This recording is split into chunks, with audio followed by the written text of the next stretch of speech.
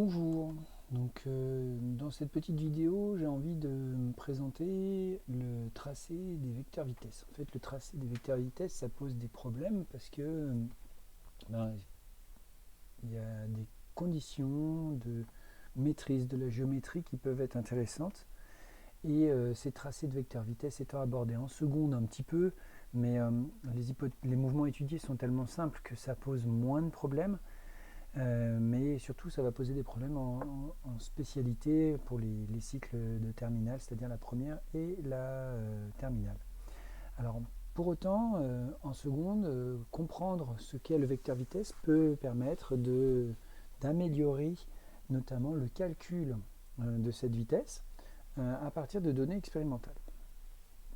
Alors, qu'est-ce qu'on a quand on fait un vecteur vitesse ? Lorsque l'on évalue la vitesse, on a donc un tracé de vecteur vitesse à faire puisque on va avoir un objet en mouvement. Donc prenons un petit objet en mouvement, il se déplace, voilà, il se déplace et se déplaçant, il va falloir traduire ce déplacement par éventuellement un vecteur vitesse à un moment donné de son déplacement. Alors, pour tracer un vecteur vitesse, la particularité, c'est que finalement, ce dont on dispose en physique, c'est une image prise à intervalle de temps régulier et qui positionne l'objet. Alors, cette image et cette position de l'objet, donc le centre de gravitation de l'objet, va rendre compte de points pris à intervalle de temps régulier. Donc l'intervalle de temps, on le note, moi j'aime bien le noter delta t. Parfois vous trouvez la lettre tau, qui est une lettre grecque pour le temps. Moi j'aime pas trop, j'aime bien delta t puisque ça introduit la notion de variation de temps, la différence de temps entre un instant et un autre instant. Dans les chronophotographies, donc dans ces repérages-là, la particularité c'est que l'instant entre deux points, le point A0, A1, A2, eh bien, les instants entre deux points consécutifs sont très souvent constants, et donc on a souvent ici une constante, je note CTE. Alors, le fait que l'on ait ici des choses qui soient constantes, eh bien, ça va nous permettre de mieux évaluer numériquement ici nos vitesses. Donc, regardons d'un peu plus près cette trajectoire. Alors, on a donc notre intervalle de temps qui est constant, un ensemble de points, on prendra soin de faire attention à l'évolution à 0, puis à 1, puis à 2, puis à 3. Pourquoi on a besoin de cette évolution ? Parce que le tracé du vecteur vitesse va nous donner un sens et une direction à notre vitesse. Et donc, il faut faire attention au sens de déplacement de l'objet. Alors, maintenant, il va falloir effectuer un tracé. Pour comprendre ce tracé, on va s'intéresser à de la géométrie. Cette géométrie va être une géométrie dans le cercle, et donc il va falloir poser un petit peu les choses de ce point de vue-ci. Donc traçons un cercle, voilà, on a un cercle, et puis finalement, eh bien, on va avoir un centre qui va être placé quelque part. Le problème, c'est que nous, on n'a jamais le centre dans nos objets. Alors, comment faire pour tracer nos vecteurs vitesse ? Eh bien, si on prend un point du cercle, et si on prend un petit point avant, un petit point après, eh bien, localement, on peut dire que ces trois points sont alignés. Localement, on peut faire cette approximation-là. Et donc, si ces trois points sont alignés, cela veut dire que notre vecteur de déplacement, qui symbolise le déplacement d'un point vers un autre, eh bien, va être sensiblement parallèle, ici, à ces trois points. Et donc, si on se place en ce point-là, finalement, on aura un vecteur vitesse qui ira globalement dans cette direction. Et dans ce sens, si on a un sens de déplacement de l'objet, comme ici, plutôt de gauche à droite. Alors, ça veut dire que ici, finalement, notre vecteur vitesse, eh bien, il va être, comment par rapport au cercle? Eh bien, ce vecteur vitesse, il va être tangent au cercle. Donc, s'il est tangent au cercle, eh bien, tangent au point du cercle où l'on va tracer cette vitesse, eh bien, il va falloir être capable de déterminer la tangente à chaque fois que l'on a donc un élément d'arc de cercle, puisque finalement, nous, on n'aura jamais accès trop au cercle dans son entier, donc on aura tout le temps un arc de cercle. Et en effet, par 3 points va passer un arc de cercle. Donc prenons un arc de cercle défini par ces 2 points. Voilà.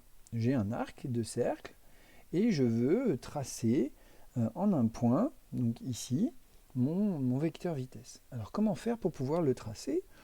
Eh bien, en géométrie, on va avoir des propriétés de l'arc de cercle et de la tangente.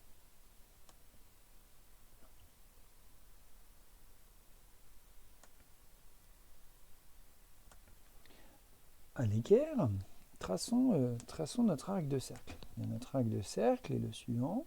Hop. Je dis à l'équerre, en fait, à la règle. Notre arc de cercle est le suivant. Et la particularité d'un arc de cercle, c'est que si on trace une droite perpendiculaire à l'arc de cercle, passant par le centre du cercle, ici, eh bien, donc ici, notre droite perpendiculaire, elle coupe notre arc de cercle en 2 segments identiques. Donc, coupant notre arc de cercle en 2 segments identiques, eh bien, on obtient ici, lorsque l'on a un arc de cercle, eh bien, si on trace la médiatrice, c'est-à-dire la droite perpendiculaire à l'arc de cercle qui coupe le segment en 2 parties égales, eh bien, cette droite à l'arc de cercle, c'est un diamètre. C'est un diamètre, c'est-à-dire que c'est une droite qui passe par le centre du cercle. Ainsi, avec 2 diamètres, on peut obtenir la position du centre, avec 2 arcs de cercle, on peut obtenir la position du centre d'un cercle. Et là, la tangente, par définition, c'est la droite qui passe par un point du cercle et qui est perpendiculaire à notre diamètre. Ainsi, ici, nous aurons notre tangente qui sera portée par cette droite, ici. Et notre vecteur de vitesse sera porté par cette tangente et on pourra le tracer dans le sens qui convient. La direction, c'est la tangente, mais on a 2 directions. Hein. On a vers ici, premier sens, vers là, deuxième sens. On tracera le vecteur vitesse dans le sens qui convient. Donc ce qui veut dire que si j'ai un arc de cercle, là, je trace la corde du cercle. Lorsque j'ai la corde, eh bien finalement, la corde, elle est parallèle à la tangente. Donc ici, la tangente du cercle, la tangente de notre cercle est perpendiculaire à notre diamètre. La corde est perpendiculaire à notre diamètre. Donc même si on n'a pas accès au centre du cercle, il suffit de tracer la corde pour avoir la tangente qui sera parallèle à la corde. Donc la corde et la tangente sont des droites qui sont parallèles entre elles. Et ça, c'est ce qu'il faudra retenir géométriquement pour pouvoir positionner correctement son vecteur vitesse. La tangente est parallèle à la corde. Et la corde, elle fait quoi? Eh bien, si on a un point M ici, eh bien on prend le point précédent. Donc avant N, M, il y a la lettre N. N'importe quoi. Après M, on a la lettre N. Et avant N, M, j'y arrive pas, on a la lettre L. Donc si je vais de L vers M puis N, il suffit de connaître un point avant, un point après. Ça nous détermine une corde. Et cette corde permet de tracer au point M la tangente. Alors, ça, c'est vrai si on connaît tous les points. On prend une corde, c'est-à-dire un segment qui définit notre arc de cercle ici. Donc l'arc de cercle, c'est bien la trajectoire circulaire qui va de L à N. La corde relie L à N. Et donc ici, on peut construire en M la tangente qui est parallèle à la corde. Alors nous, notre souci, c'est que finalement, nos points, ce n'est pas vraiment des cordes. Bah oui. Parce que si notre mouvement est ralenti ou si notre mouvement est accéléré, la distance entre nos points avant et nos points après n'est pas forcément la même. Ce qui veut dire qu'on n'est pas tout à fait dans cette situation géométrique. Ce qui veut dire qu'il va falloir qu'on fasse une approximation. L'approximation, ça va être de dire que si je veux tracer la vitesse au point A2, je vais considérer les points A1 et le point suivant A3 comme étant la corde de notre système. C'est-à-dire qu'ici, eh bien, on va avoir un arc de cercle. Voilà, je trace un arc de cercle. Je suppose que c'est un cercle. Localement, ma trajectoire, c'est bien l'ensemble des positions A1, A2, A3, A4, A5, A6. Eh bien, localement, au point A2, je vais assimiler ma trajectoire au cercle gris que j'ai tracé ici. Alors, c'est une hypothèse, mais de toute manière, on ne peut pas faire mieux puisqu'on n'a pas les informations. Donc maintenant, si je veux tracer mon vecteur vitesse sans problème, eh bien, je vais faire quoi? Je vais tout simplement prendre, je vais prendre la direction entre les deux points suivant et précédant le point d'étude. Donc ici, je prends le point A1, je vais vers le point A3 et je vais tracer. Tracer quoi? Tracer la droite, ici, qui va être parallèle à celle-ci. Alors, si on veut un tracé propre, on fait ça à l'équerre, on passe en A2, puis après on trace. Maintenant, qualitativement, ici, si moi je fais ça à la main sur un schéma, on peut estimer quand même que mes deux droites sont bien parallèles. Ensuite, eh bien, il va falloir reporter la valeur, la norme de la vitesse, pour pouvoir avoir la longueur de ce vecteur vitesse. D'accord? La longueur du vecteur, c'est la valeur de la vitesse. Et en mathématiques, on appelle ça la norme. Donc là, on aura parfaitement défini notre vecteur vitesse. Alors pourquoi on fait ça? Pourquoi on fait cette corde? Une hypothèse de travail aurait pu être la suivante.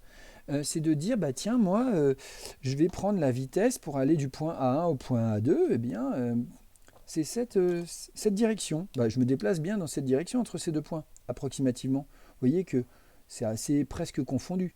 Oui, mais en fait, je suis en train de négliger le fait que l'objet est en train de tourner. Si je prends la direction après, eh bien, on peut voir que ici, on a des gros écarts de direction. Et que finalement, la direction entre les deux, eh bien, c'est la direction qui semble plus s'approcher de la tangente à notre trajectoire. Donc voilà comment on peut tracer un vecteur vitesse sur une chronophotographie en un point. Donc les rappels de la méthode. Tout ça basé sur les propriétés du cercle. Alors ça a ses limites en physique puisqu'on est dépendant de la qualité des mesures. Plus nos points seront nombreux et resserrés, plus le tracé sera fidèle à la réalité. Donc ce qu'on est en train de faire ici en physique, c'est bien une approximation en exploitant au mieux nos données géométriques, nos propriétés géométriques amenées par l'enseignement des mathématiques. Donc ici par exemple au point A4, on voit que notre objet il est en train de réaccélérer. On prend la corde. Hop. Donc si on prend la corde au point A4, ici on va mettre un petit peu de couleur, je vais prendre un petit peu de vert clair là. Eh bien cette corde au point A4, on va l'assimiler à ce segment. C'est pas génial. En fait, si on avait le tracé, eh bien on pourrait très bien dire, tiens, je vais dire que je vais faire un meilleur tracé. Vous voyez, un meilleur tracé, ça conduirait à se dire, tiens, ça c'est la demi-corde, et puis voilà. Et après, on serait tangent ici. Mais je fais comme ça, hop, et je me place. Et puis du coup, je vais avoir mon vecteur vitesse qui sera à peu près par là. Si j'ai le temps, et si je suis assez soigneux, si en dessin, je ne suis pas trop mal, je peux très bien faire une meilleure approximation en traçant une trajectoire la plus probable. Mais vous voyez qu'en traçant cette trajectoire la plus probable, finalement, mon vecteur vitesse ici, tel que je l'ai tracé, il est assez satisfaisant finalement. Pourquoi il est assez satisfaisant? Tout simplement parce qu'on ne reste pas un cercle. On a une phase d'accélération. Et donc du coup, ça nous conduit à donner de la courbure. Et finalement, eh bien, garder cette propriété géométrique-là avec notre ensemble chronophotographique, eh ben, c'est pas si mal. Si on mettait purement un cercle, on serait trop dans cette direction ici, là. On irait trop vers ici, là, si on prenait ça comme arc de cercle symétrique. Et si on prend que celui-ci, on est trop vers le bas. Donc là encore, on aurait une bonne approximation. C'est pourquoi, pour tracer un vecteur vitesse bien parallèle dans une chronophotographie, il suffit de, il y a qu'à, alors je n'aime pas trop ces expressions, prendre le point précédent, le point suivant, et de glisser sa règle en étant le plus propre possible. Si on dispose de deux règles, ben, on met son équerre ici, on place une règle comme ceci, et après on fait coulisser son équerre, comme ça on reste bien perpendiculaire à une même troisième, donc on a des droites parallèles. Voilà pour les tracés de vecteurs vitesse. Alors le problème, c'est que là on a le sens et la direction. Mais il faudrait aussi estimer la valeur de cette vitesse. Alors comment estimer la valeur de cette vitesse? Alors, pour cette valeur, eh bien, il va là encore falloir faire des approximations. Alors, ce qu'on souhaite, ce qu'on vise, c'est la valeur instantanée de la vitesse. C'est-à-dire que c'est la valeur, on va estimer une valeur de la vitesse en un point de notre système. C'est-à-dire, ici par exemple, la vitesse V4. Vitesse au point 4. Donc valeur de V4. La valeur du vecteur vitesse V4 peut être estimée de plusieurs façons. Premier élément, eh bien, on pourrait avoir ce que l'on va appeler la vitesse moyenne. Alors la vitesse moyenne, elle se définit de la façon suivante. Cette vitesse moyenne, V, c'est égal à la distance parcourue entre deux points divisé par le temps. Formule que l'on connaît bien. Moi, j'aime pas trop. J'aime bien plutôt dire que c'est la distance entre deux points. Donc je vais l'appeler cette distance entre le point H et le point K, parcourue pendant un intervalle de temps. Donc si c'est pendant un intervalle de temps, c'est pendant le temps entre le temps en K moins le temps en H. Le temps en H moins le temps en K. Donc je pars du point H, je suis au point H à l'instant TH, je me déplace jusqu'au point K et je mesure l'instant d'arrivée en K. À ce moment-là, la vitesse, c'est la distance parcourue de H à K divisée par le temps de parcours entre H et K, donc TK moins TH. Ouais, j'aurais peut-être dû choisir une calligraphie autre. Finalement, la vitesse, c'est quoi? C'est la variation de la position. Donc on note variation par la lettre delta en physique par rapport à une variation de temps. Et la variation de temps, on retrouve notre définition delta t, la variation de temps qu'on avait précédemment. Alors ça, c'est une vitesse moyenne, c'est-à-dire que ici, eh bien, on considère que le déplacement se fait à vitesse constante entre h et k. Bien, alors si on l'applique dans notre système, une première approximation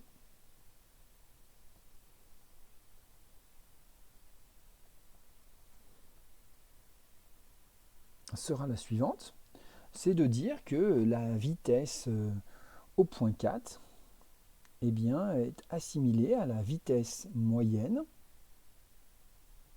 du point 3 vers le point 4. Alors, ça peut être une bonne approximation. Souvent, c'est une approximation qui est bien quand on fait de la prévision. C'est-à-dire quand on connaît la vitesse de départ, mais on ne connaît pas la vitesse d'arrivée, ou on n'a pas de moyen d'obtenir la vitesse d'arrivée. Ça, c'est utilisé dans une méthode qui s'appelle la méthode d'Euler et qui permet d'estimer la vitesse du point 4 à partir de la vitesse du point 3. Donc, elle est utilisée dans la méthode d'Euler, donc ce n'est pas une approximation si délirante que ça, puisqu'on l'utilise, et elle permet de faire de la prédiction. Dans cette approximation-là, si on fait l'approximation de la vitesse moyenne, eh bien cette vitesse au point 4, va s'écrire de la façon suivante. On va dire que c'est la distance entre A4 et le point précédent, A4, A3, ou A3, A4, pardon, A3, A4, on va de 3 vers 4, par rapport à l'intervalle de temps qui s'est écoulé entre les deux. Donc ici, on fait le calcul, donc A3, A4, c'est le segment ici, divisé par taux, notre mesure. Donc ici, si on prend taux égal à, je vais prendre 2 secondes, et puis je vais prendre l'échelle, 1 cm sur le plan, c'est 1 cm dans la réalité. Donc mon facteur d'échelle est de 1. Je vais donc pouvoir ici mesurer cette valeur. Donc là, si je fais cette approximation-là, je vais trouver ici 1,7 cm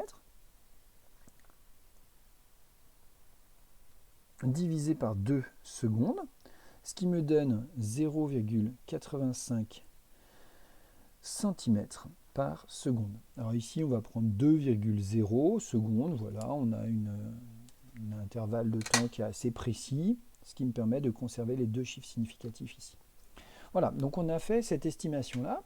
Le problème, c'est qu'avec cette approximation, si on fait le calcul de la vitesse juste après, de 4 à 5, donc la vitesse en 5, eh bien on remarque que ici on a une distance qui est parcourue qui est de 2,7 cm divisé par 2 secondes, 2,0 secondes. Et donc on a un mouvement qui est accéléré et qui nous conduit à 1,35 cm par seconde. Et là on voit que les écarts sont quand même très très importants entre les deux.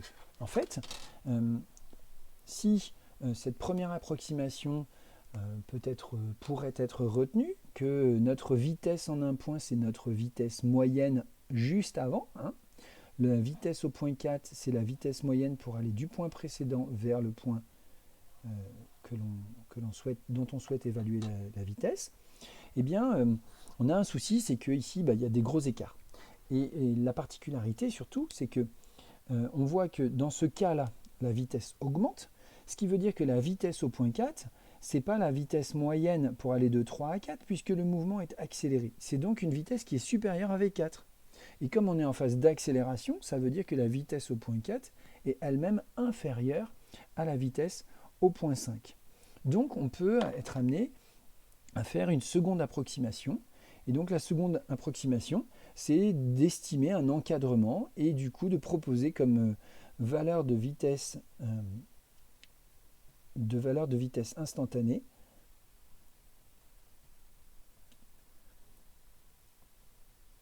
c'est donc la moyenne des moyennes. Donc en fait, une vitesse au point 4, eh bien ça serait la moyenne, donc 1 demi 2, la vitesse moyenne entre de 3 vers 4, plus la vitesse moyenne de 4 vers 5. Et à ce moment-là, comme ces deux vitesses vont encadrer la vitesse au point 4, la vitesse moyenne de 3 à 4 va encadrer la vitesse du point 4 avec la vitesse moyenne de 4 à 5. Alors en mathématiques, lorsque l'on note une vitesse, enfin un élément moyen, très souvent on met une petite barre comme ça au-dessus pour dire que c'est une vitesse moyenne, vitesse moyenne, vitesse moyenne, vitesse moyenne. C'est-à-dire qu'ici, il faudra faire attention. Ça, on considère que ce sont des valeurs de vitesse instantanée. Quand on écrit V4, c'est une vitesse instantanée au point 4, et le calcul est une estimation de cette vitesse instantanée. Première approximation, on estime que la vitesse instantanée, c'est la vitesse moyenne entre le point précédent et le point suivant. Et deuxième estimation, on estime que la vitesse instantanée en un point, c'est la valeur la plus probable, c'est la moyenne de la vitesse moyenne avant et de la vitesse moyenne après. Et ça va avoir des conséquences sur la façon de calculer les vitesses moyennes, notamment par l'usage d'un langage de programmation.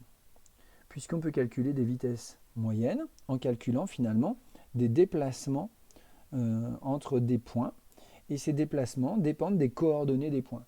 Ainsi, avec un pointage où on a les coordonnées de chaque point, et par la connaissance de l'écart de temps entre deux images, eh bien on va pouvoir avoir une évaluation de la vitesse instantanée. Donc deux approximations La vitesse instantanée, c'est la vitesse moyenne précédente. Deuxième approximation, qui est une meilleure approximation.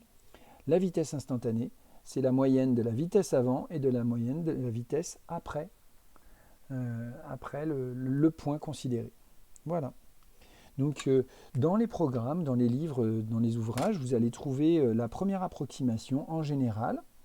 Mais après, si vous faites de la programmation, la vitesse instantanée, eh bien, s'estime par cette seconde approximation qui est une meilleure approximation. Voilà. Donc ça pourra évoluer en fonction de la précision, de l'exactitude du calcul que vous souhaitez atteindre, une approximation grossière ou bien une approximation de meilleure qualité. Voilà, donc j'espère que cette petite vidéo va vous permettre de tracer des vecteurs vitesse qui ressemblent plus au vecteur vitesse le plus probable, et puis que ici, l'illustration du calcul d'un vecteur vitesse va vous permettre de bien calculer et surtout de bien faire le tri entre les différentes méthodes de calcul qui peuvent vous être proposées lorsque vous allez consulter des ouvrages. Les ouvrages relatifs au programme de seconde vont plutôt utiliser la première approximation, mais après en première, et suivant les filières que vous allez suivre en première, vous utiliserez l'une ou l'autre, dépendant du coup de la filière. Donc ça ne sert à rien de se disputer avec un camarade, tout simplement parce qu'en fait, il aura appris d'autres choses ou il considérera une autre approximation que la vôtre. Voilà, donc je vous souhaite un bon travail et de belles estimations de vitesse instantanée sur vos chronophotographies.